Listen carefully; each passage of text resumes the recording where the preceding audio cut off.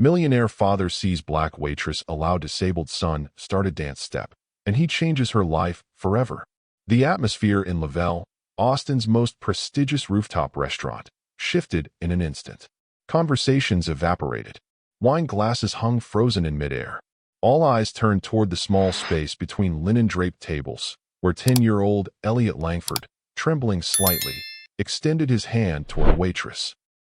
His braces creaked with effort as he stood, unsteady but determined. The woman he approached, Jasmine Rowe, was the only black server on staff, and one of the most overlooked. The soft hum of live jazz had just begun when the boy made his spontaneous request, "Would you dance with me?" A sharp voice sliced through the quiet. "This is not a playground, Mr. Langford," barked Manager Benton, already flustered. "Our staff are not hired for entertainment." From his corner table, billionaire entrepreneur Grant Langford, founder of Langford Tech, blinked slowly. It was his first public outing with Elliot since the accident that changed their lives 2 years earlier. He started to intervene, but Jasmine moved first. "I'm off the clock," she said evenly, untying her apron. She folded it, placed it on a tray, and smiled gently at the boy. "And I don't dance in uniforms." Before anyone could stop them, Jasmine took Elliot's hand. And Elliot, braced, limping, yet resolute, led. The restaurant's quiet deepened, somehow becoming louder than music. The jazz pianist faltered, missing a note before easing back into the melody, almost as if playing in reverence to what was unfolding. The floor between the tables, polished to a mirror finish, shimmered beneath their hesitant steps. The golden lights above threw a gentle glow over the pair, one tall and grounded, the other small and shaking, moving forward together. It was not a perfect dance. Elliot's first step dragged like a slow scrape of a spoon across porcelain, his brace groaning under the pressure. But Jasmine didn't flinch. She didn't correct him. She didn't try to guide him. She simply adjusted, her steps becoming a reflection of his pace, her gaze fixed gently on him. There was no pity in her eyes, only patience. At a table near the window, a man whispered, "She's getting fired for this." Another guest took out a phone to film, but quickly lowered it, sensing that something sacred was taking place, something too raw, too human, to be filtered through a screen. Grant Langford remained standing. His napkin lay forgotten on the tablecloth, his mouth slightly open, his chest tight.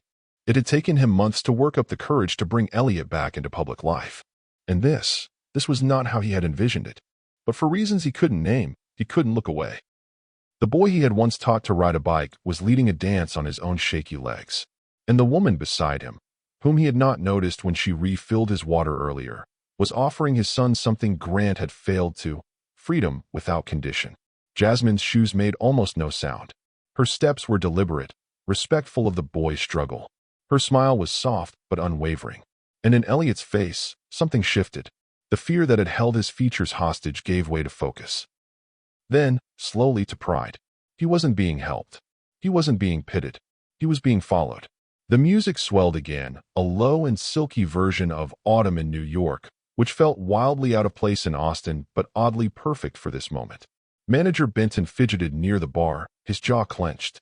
But something about the stillness in the room, something about the mood that had settled over the patrons, kept him from moving forward. His authority was paralyzed. In the back corner, one of the older servers, Maria, who had worked at LeVelle since it opened, stood watching, her hand pressed to her chest. She had seen celebrities, senators, CEOs, but never anything like this. The dance lasted less than 2 minutes, yet time seemed to bend around them, as if holding its breath. When Elliot finally stopped, his shoulders trembling and his breath shallow, Jasmine crouched down beside him. "That was incredible," she said, not loud, but clear. "Thank you for inviting me." Elliot gave a small, nervous smile. "I've never asked anyone before." "You picked the right person," she whispered. Jasmine turned to take him back to his table, but Grant had already walked forward. It was the first time he had moved without calculation all evening. He knelt beside his son, unsure what to say, and placed a hand on Elliot's shoulder. "You okay?" he asked softly. Elliot nodded. Jasmine stood. Grant looked up at her, really looked at her, and saw not a server, not a social gesture, but a woman who had, in the span of 2 minutes, given his son more courage than any doctor, therapist, or school administrator ever had. "I'm Grant Langford," he said, unnecessarily. "I know," Jasmine replied, not unkindly. "What's your name?" "Jasmine. Jasmine Rowe." He hesitated, searching for a line that wouldn't sound condescending. "Thank you," he said finally. Jasmine gave him a nod that managed to be both gracious and firm. "You're welcome, Mr. Langford." Elliot returned to his seat, carefully adjusting his braces, his eyes distant and dreamy. Jasmine picked up her tray, still holding her apron. "I'll be heading out now." "You're leaving?" Grant asked. "My shift's over," she replied with a calmness that masked 1,000 past slights. Before he could respond, she turned and walked away, not hurried, not defiant, just finished. Manager Benton trailed after her, whispering something. Jasmine stopped, looked him in the eye, and shook her head. Whatever conversation passed between them, it was brief and final. Back in the dining area, conversation slowly returned like a thaw. But the tone had changed. Something had settled over the room. A kind of quiet reverence. Not for wealth, not for food, but for grace. Grant remained where he stood for a long moment, watching Jasmine disappear into the elevator. Around him, nothing looked the same. Not the skyline. Not the flicker of the candlelight. Not even Elliot. Especially not Elliot. The soft hum of morning sunlight filtered through the penthouse windows of Langford Tech's downtown headquarters. From the 52nd floor, Austin's skyline looked like a toy city, distant, tidy, and manageable. Just the way Grant Langford preferred things. But nothing about this morning felt manageable. He sat alone at the long, polished walnut conference table, elbows resting on his tablet as the viral video played again. Silent this time. He didn't need the music anymore. The rhythm was already burned into his memory. There was Elliot, his son, braces locked on his legs, reaching out with an outstretched, trembling hand. And then there was Jasmine Rowe, the waitress he hadn't noticed until she did the unthinkable. She said yes. The scene played like something from a film. She removed her apron with grace, took his son's hand, and followed Elliot's broken rhythm without flinching. The room had gone still. Even the digital version carried that silence with it, like watching snowfall from inside a car. Across the table, his assistant Lauren stood stiffly, waiting for instruction. "How many views?" Grant asked, not looking up. "Over 4 million. It started with someone at table 6. Then a musician reshared it. Now everyone's got their own spin, compassion in a cold world, the dance that stopped a billionaire. There's even a TikTok remix with orchestral music in slow motion." Grant blinked. "Any backlash?" "No," Lauren said carefully. "They love it. And they love her." He finally looked up. "Jasmine?" She nodded. "There are fan pages. People are calling her the waitress with heart. One blogger called her the woman who rewired a tech mogul with a single dance." Grant sighed and leaned back. The phrase irritated him, not because it wasn't accurate, but because it was. He built a company that shaped how people moved, talked, tracked, optimized, shared. His algorithms knew what made people click. But here, in a single unplanned moment, a woman who wasn't even part of his world had taken the spotlight and bent it towards something deeper. And she hadn't done it for credit, or money, or strategy. She just danced. "Can you get her here?" he asked quietly. Lauren blinked. "To this office? I want to talk to her. Today." "I'll do my best," she said, hesitating for just a moment. "But something tells me she won't be easy to impress."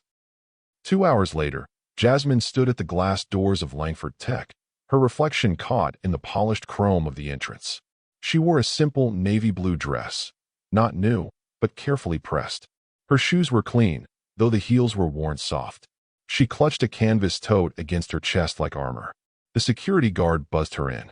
Jasmine had never been in a place like this. The building felt sterile, almost futuristic, like it had been designed by someone who didn't understand warmth. She passed curated art, automatic scent diffusers, a floating vertical garden wall. But it all felt hollow. She remembered the warm, worn tiles at Steprise's dance studio, the kids' drawings, the mismatched chairs. This place, it hummed with perfection. It was intimidating in its polish. Lauren met her in the lobby, all business in a tailored suit and clipboard. "Ms. Rowe, thank you for coming." "You asked," Jasmine replied, polite but reserved. "Mr. Langford is eager to speak with you." "I'm sure he is." Lauren blinked, unsure how to respond. She led Jasmine down a quiet corridor, past high-tech meeting pods and think tanks encased in soundproof glass. Jasmine's heels clicked softly on the floor. It was the only sound between them. When they reached the executive suite, Lauren opened the heavy door and nodded her in. Jasmine stepped inside. Grant was standing at the floor-to-ceiling window, overlooking the city. His hands were in his pockets, his posture relaxed, but his eyes flicked toward her with precision. "Ms. Rowe," he said, Thank you for coming. She nodded, stepping into the room with steady ease. You wanted to see me. He gestured to the seat across from him. Please sit. She lowered herself slowly, folding her hands in her lap.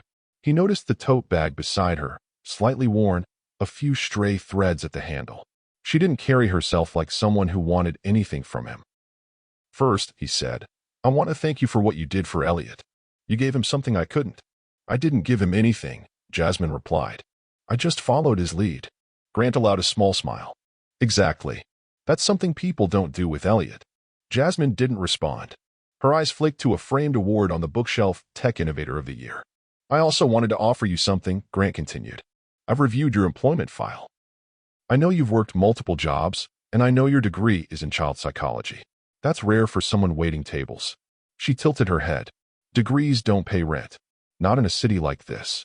Well, they should, he said, steepling his fingers. Which is why I'd like to offer you a position at the Langford Foundation. Director of Inclusion Initiatives. 6-figure salary. Full benefits. You'd be working with youth programs on a larger scale. Silence stretched between them. Jasmine's fingers brushed the edge of her tote bag.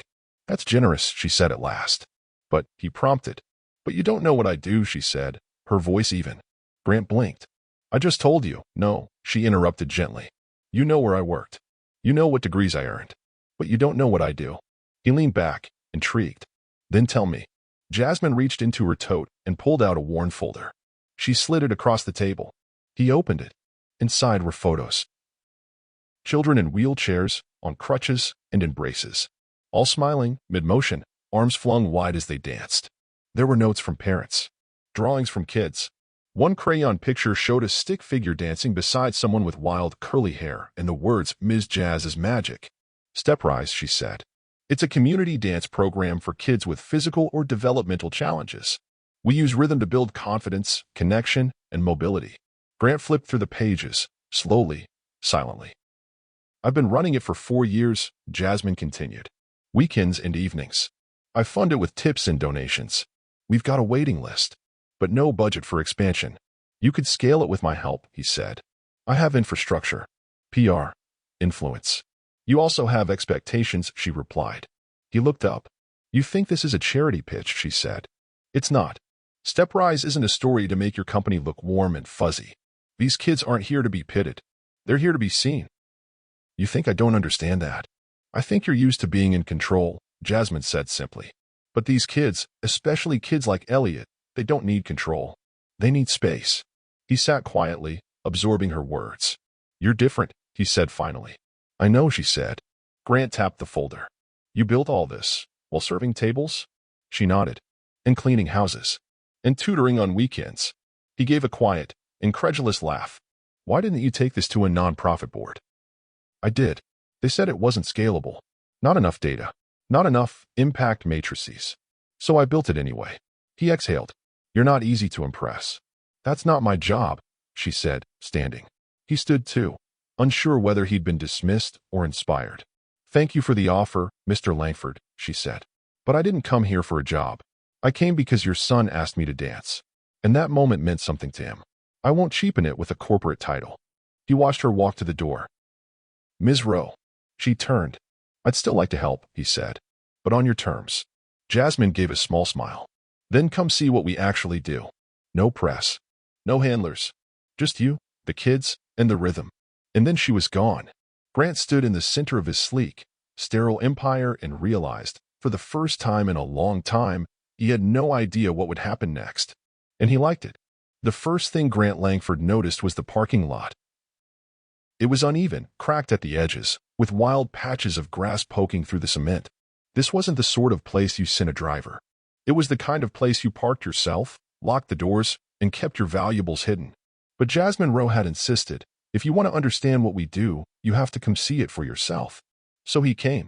The old brick building in East Austin stood in defiant contrast to the sterile glass towers he occupied daily. The paint on the exterior peeled in places, and the door squeaked when he pushed it open. Inside, it smelled faintly of disinfectant, lemon floor cleaner, and crayons. A sound hit him almost immediately, laughter. High, honest, uninhibited laughter, followed by the bounce of music echoing through the high ceilings of the old rec center. Grant stepped into the main room and stopped. Children were everywhere. Some stood on tiptoes, spinning with arms outstretched. Others shuffled carefully, guided by braces, crutches, or the firm grip of a friend. One boy in a motorized wheelchair spun in slow circles, whooping with delight. There was no symmetry, no choreography, no clear structure. Just chaos, joyful, unfiltered chaos. Jasmine stood in the center like gravity. She wore jeans, sneakers, and a white t-shirt with the worn logo of Steprise across the chest.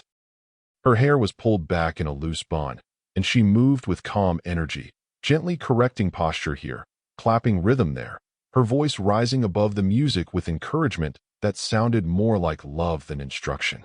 Pull your shoulders back, baby, yes. Just like that. Look at you go, Mia. Grant stood awkwardly at the edge, adjusting the cuffs of his shirt. He felt like a man who had wandered onto a different planet, one where profit margins and quarterly projections had no currency. No one greeted him like a VIP. In fact, most didn't seem to notice he was there at all. Jasmine spotted him and waved him in. You made it. He nodded, offering a tight smile. I did. She walked over, a clipboard tucked under one arm, eyes glancing at the time on the wall. You're just in time for free movement. I assume that's code for unstructured chaos, he said, only half joking. She grinned. Nope. It's called freedom. He surveyed the room again. The floor was scuffed. The mirrors were streaked. The stereo looked like it was held together with duct tape. And yet, every child here looked alive in a way he couldn't quite explain. You run this whole place yourself? He asked. Me and a handful of volunteers. A few parents. Some of the older kids help too. We survive on donations, spare time, and faith. Grant looked genuinely confused. There's no formal structure? No progression? No.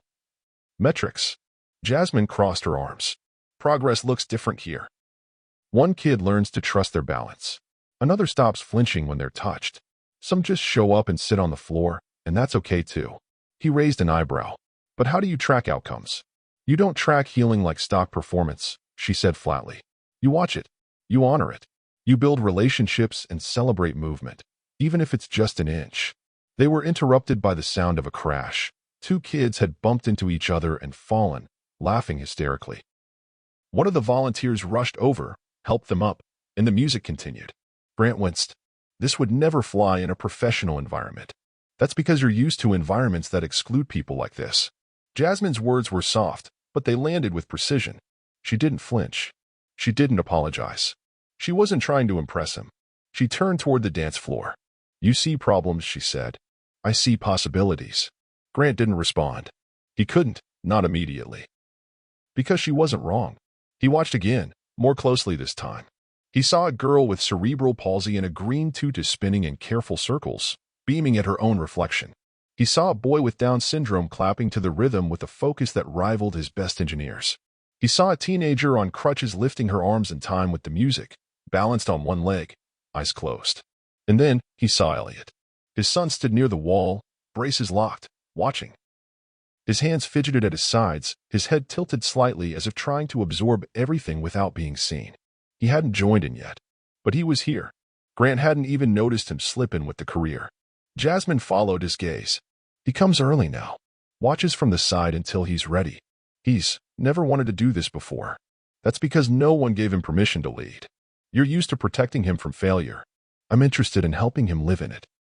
Grant felt his jaw tighten, but he didn't argue. A little girl with leg braces came up and tugged on Jasmine's sleeve. Miss Jazz, can we do freeze dance next? Jasmine crouched down beside her. Only if you promise to spin until you're dizzy. The girl nodded solemnly. Deal. As the child ran back to the group, Jasmine looked at Grant again. You built towers, she said, and they're impressive. But this, she gestured to the room, this is ground level. This is where real change starts. He looked around once more, trying to make sense of what he was seeing, not in business terms, but human ones. There was no formula, no neat rows, just lives, messy and beautiful, unfolding at their own rhythm. Elliot wants to dance next week, Jasmine said quietly. He told me so himself. Grant glanced at his son again. Elliot caught his eye and smiled, not shyly, not hesitantly, but with pride, as if he were inviting his father into a world Grant had always walked past without noticing. And in that moment, Grant realized the only blind person in the room had been him. The restaurant Grant chose was quiet, tucked behind a wine bar in West Austin. Low lights cast amber shadows across polished wood, and each table was spaced far enough apart to allow privacy without walls. It was a place for conversations that weren't meant to be overheard. Jasmine arrived 5 minutes early. She wore a charcoal blouse tucked into black slacks, her hair loose around her shoulders. Not formal, but unmistakably intentional. She didn't dress to impress. She dressed to remind herself she belonged anywhere. Grant stood when she approached the table. He wore a navy blazer, no tie. His expression was polite, unreadable. "Thanks for meeting me," he said. Jasmine nodded as she sat. "I was curious." A server approached. Grant ordered a steak, rare. Jasmine requested grilled vegetables and a glass of water. The moment the waiter left, silence pooled between them. "I've been thinking about steprise," Grant began.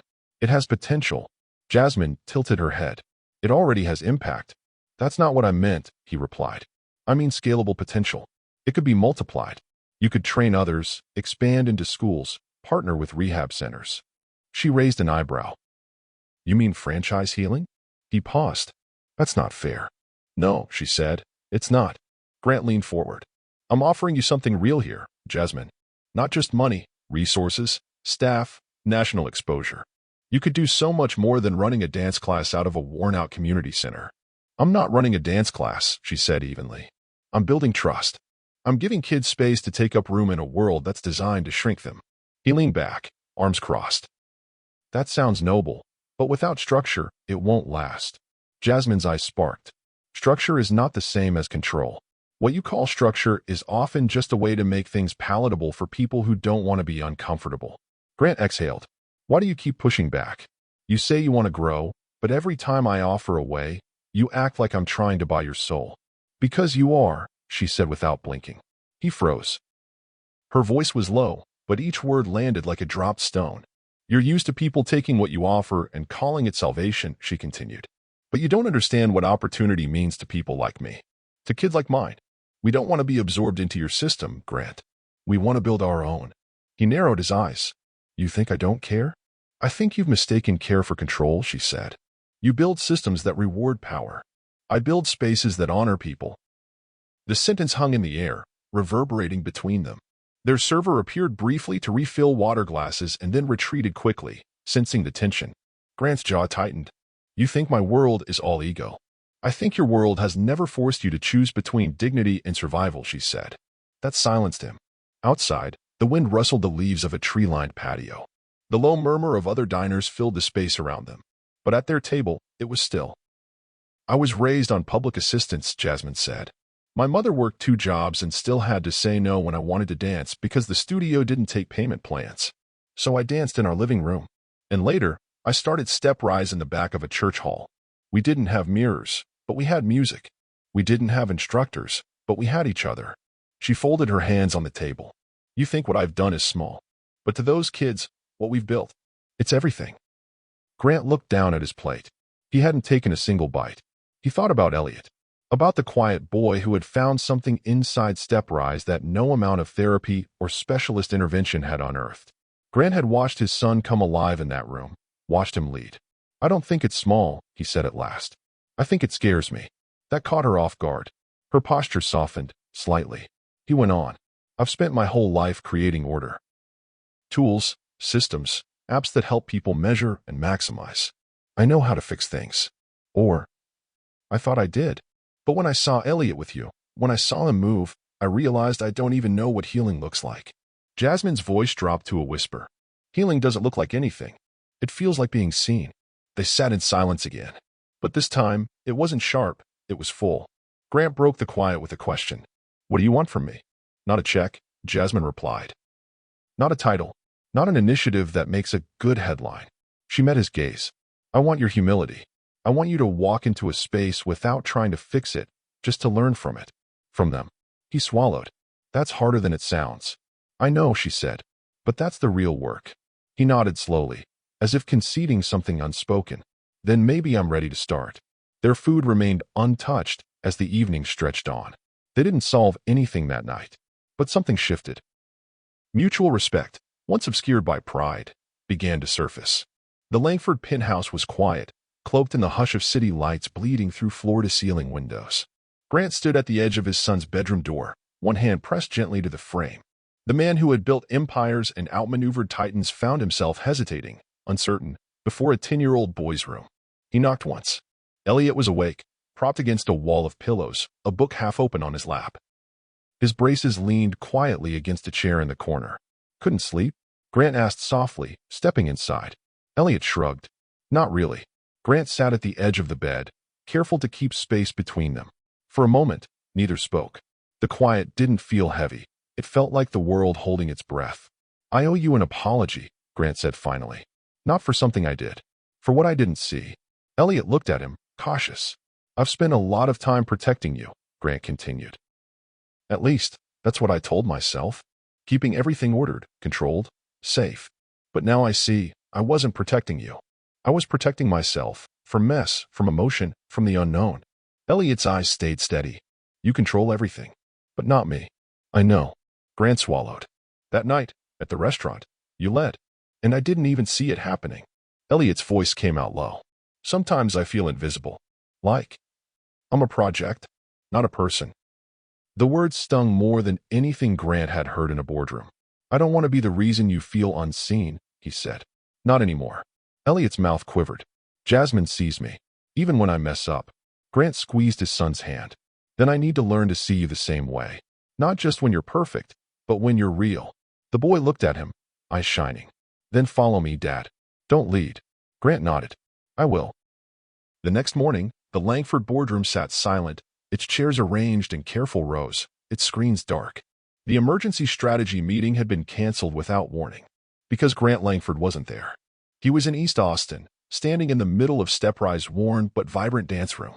No assistants, no PR team, just him. He wore a plain gray t-shirt with sleeves pushed up, sneakers, and a face unsure of its place. The kids didn't care. One handed him a streamer ribbon and dared him to dance. He did, clumsily, awkwardly, but honestly. The room erupted in laughter, not the kind that mocked, but the kind that welcomed. That included. He helped move mats. He passed out water bottles.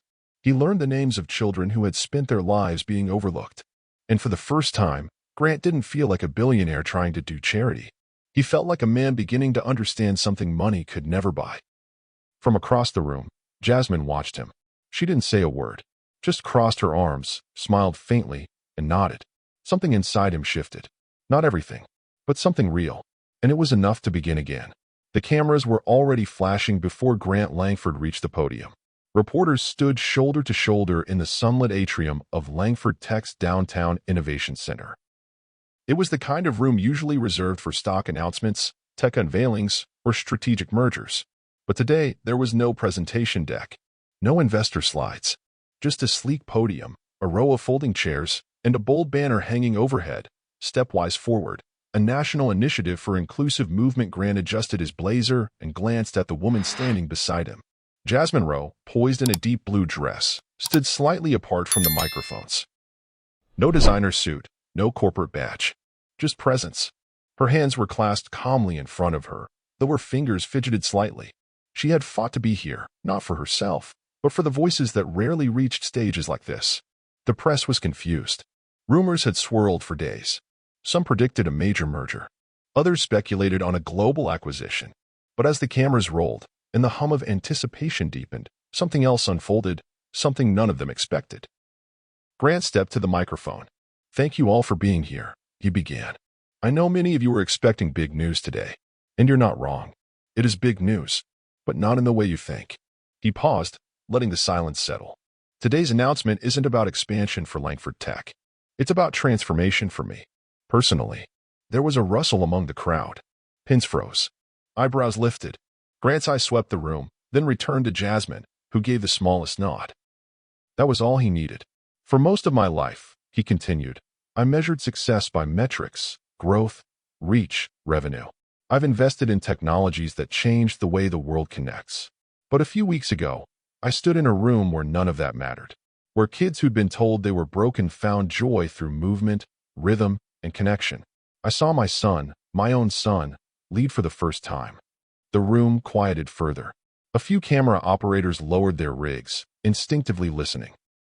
What I witnessed wasn't charity. It wasn't therapy. It was power. Real power. Transformation through expression. And it was led by someone whose vision I nearly missed. He gestured toward Jasmine. "This is Jasmine Rowe," he said, "founder of StepRise, a grassroots movement program for children with disabilities." She didn't ask for my help. She challenged me to understand. She didn't pitch a partnership. She demanded I see the world beyond my towers. He took a breath. "So today, I'm not announcing a merger. I'm announcing an investment, a multi-million-dollar endowment to expand StepRise nationwide. Not under my name, not under Langford Tech, under Jasmine's leadership, her vision, her terms." Gasps rippled through the crowd. Journalists whispered. One of Grant's own board members, seated in the front row, leaned back, visibly stunned. "This is not a PR move. It's not a tax shelter. And it's not an act of generosity," Grant said. "This is correction. A redirection of privilege toward purpose." He stepped back from the microphone. The moment was raw, unpolished, and real. Jasmine hesitated, then approached the podium. Her voice, though calm, carried weight. "When I started StepRise, it was in a borrowed church basement," she said. "We didn't have mats or mirrors. Just music, kids, and a refusal to believe that disability meant disconnection. We didn't ask for permission. We created space. Safe space. Loud space. Space where falling down wasn't failure, it was part of the rhythm." She glanced at Grant, her tone shifting. "When Mr. Langford visited us, he saw what money can't build. And instead of trying to control it, he did something harder. He trusted it. Not many people like me, with roots like mine, get that chance." She looked back at the cameras. Today isn't about one rich man funding a feel-good cause. It's about the idea that systems can be reimagined. That power can be used to amplify voices that have been speaking all along. The applause didn't come instantly. It arrived slowly, like a rising wave. First from the back of the room, then from the press bench. Then, one by one, from the board members who began to see this not as a publicity stunt, but as the evolution of a man who had always chased innovation, now discovering a different kind. After the speech, the floor opened for questions. A sharp-eyed business reporter from the Wall Street Journal stood. "Mr. Langford, you've always aligned yourself with measurable ROI. How do you justify this investment to your shareholders?" Grant smiled. "ROI hasn't changed. We're still investing in future potential. But this time, it's human. The returns will look like confidence, inclusion, leadership. And those gains matter more than margins." Another reporter asked Jasmine, "Are you prepared for the spotlight that comes with this kind of attention?" She nodded slowly. "I've never been afraid of light. Just afraid that no one would ever turn it in our direction. Now that it's here, we're ready." A third asked, "Will StepRise programs be adapted for other cities?" Jasmine answered, "Yes. Carefully. Not every community has the same rhythm.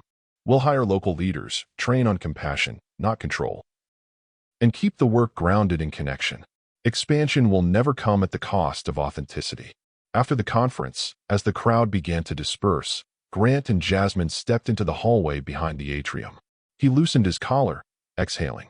"That went better than I expected." Jasmine raised an eyebrow. "You were shaking when I handed you the mic." "I was not," he said, grinning. She laughed. "You were. Just a little." They stood together in a brief hush, watching the press filters scattered down the steps. "Do you ever worry," she asked quietly, "that this will become symbolic? That people will pat us on the back and move on?" "Every day," he admitted. "But that's why we keep showing up.